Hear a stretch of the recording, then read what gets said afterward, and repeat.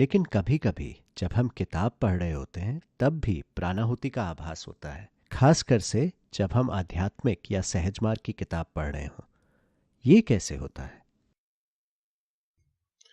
प्राणाहुति तो हमेशा अवेलेबल है। जी। जब हम ध्यान करते हैं तो हमारा अटेंशन ईश्वर की ओर जाता है।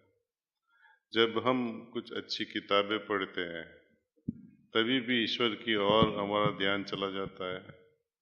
कुछ अच्छे काम करने जाते हैं प्रेम से, किसी की सेवा करने जाते हैं। अब ये भी लोग 40,000 गांवों में गए, अपने प्रशिक्षक लोग, वॉलंटियर्स लोग, और वो बोलते हैं कि ऐसा वातावरण पैदा हो गया उन कि जैसे भंडारा होता है बड़े गुरुओं का, जैसे कैसा एटमॉस्फेयर होता है वो उन्होंने अनुभव किया। तो एक बात तो खास है, जब भी हमारा अटेंशन ईश्वर की ओर चला जाता है तो ऑटोमेटिक हमारे वो प्राणाहुति तो आएगी ही। ईश्वर का ख्याल करना और ईश्वर का ख्याल करना, दो लोगों के बीच में बहुत फर्क होता है। मीरा का याद करना कृष्ण को, और हमारे जैसे लोगों को याद उनकी कृष्ण के बारे में याद करना, उसमें बड़ा फर्क है ना। जो भक्ति से जो याद करते हैं, तड़प से जो याद करते हैं, उनको तो कुछ और ही अनुभूति होएगी।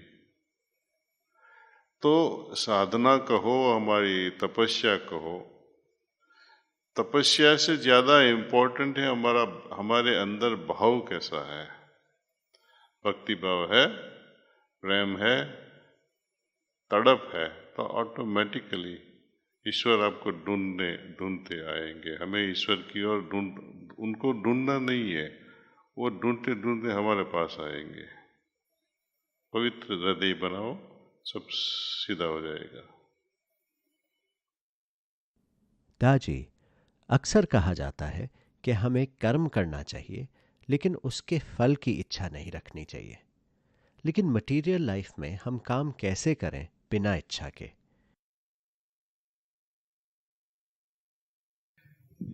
ये गीता जब उच्चारित कही गई थी,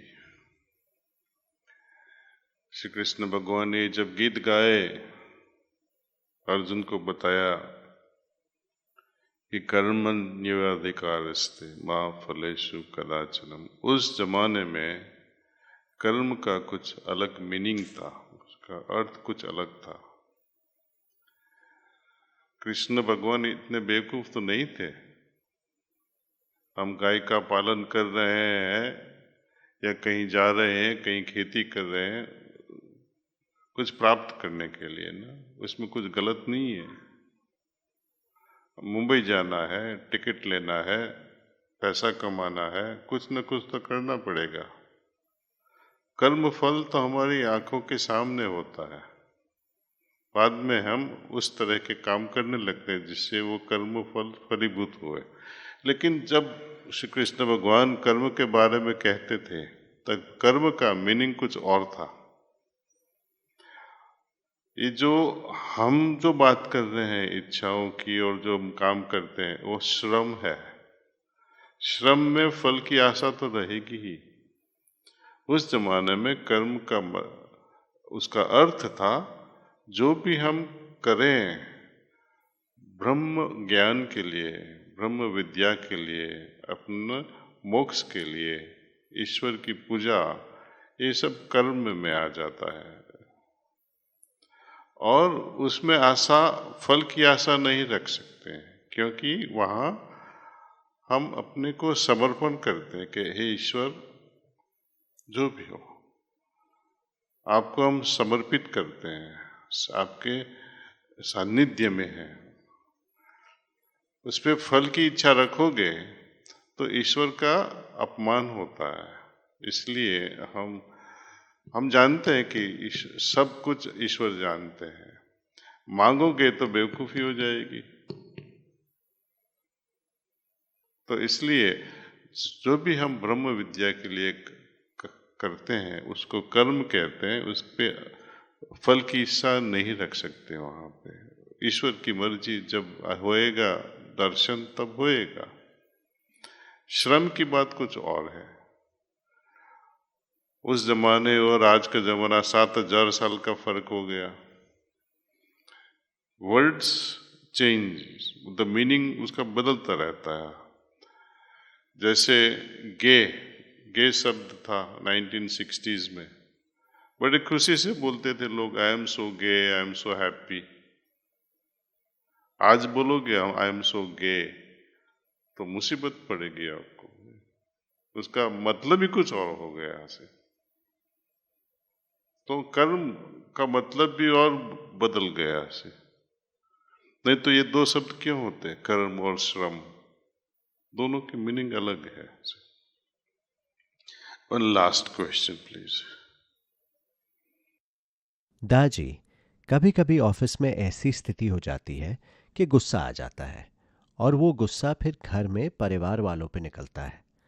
तो ऐसी स्थिति से कैसे निपटें जब ऑफिस में गुस्सा आए?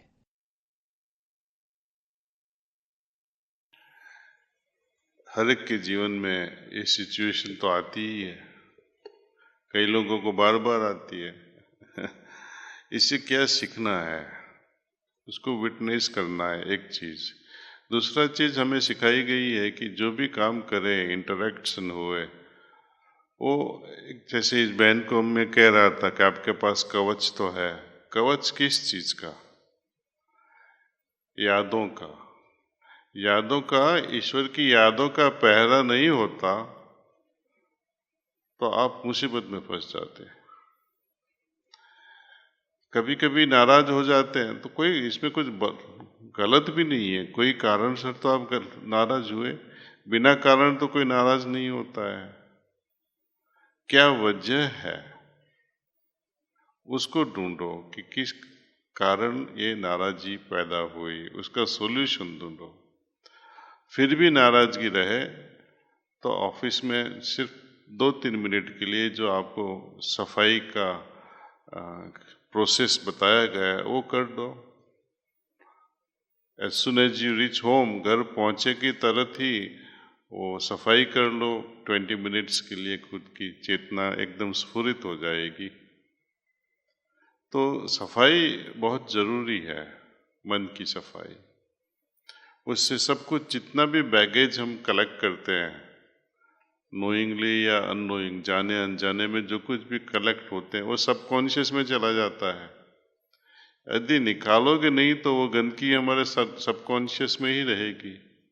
और जब भी हम ध्यान करते हैं तो वो गंदगी सबकॉन्शियस से कॉन्शियस माइंड में आएगी और डिस्टर्ब करेगी।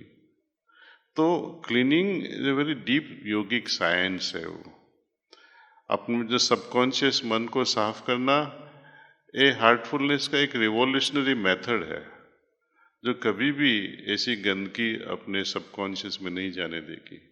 लेकिन हमें हर दिन सफाई तो करनी पड़ेगी।